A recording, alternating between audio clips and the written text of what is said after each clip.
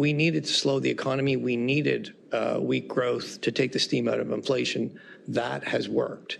But we haven't created widespread job losses as you would typically see in a recession. The Bank of Canada says despite anxieties, Canada is not in a recession. For the second update in a row, the bank has cut interest rates 50 basis points to 3.25%, just on the edge of what the bank considers a neutral rate. Macklem says unemployment numbers may be troubling, but data suggests the recent uptick isn't because businesses are firing lots of people. It's no different than somebody who comes out of surgery doesn't come out of surgery feeling 100% right away. The problem that necessitated the surgery has been addressed.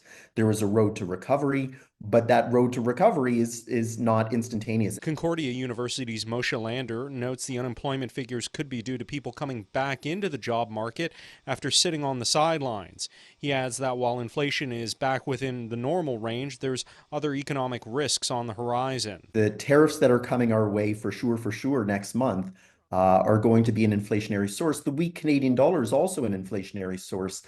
In Canada, we're taught that when the dollar is weak, it's good for exports and it's bad for imports, which is true.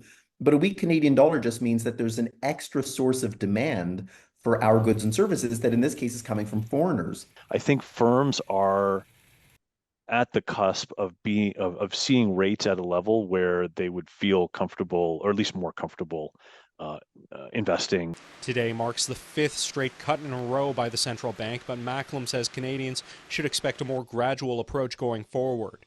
Normally, when interest rates drop, the private sector takes out loans to grow the business.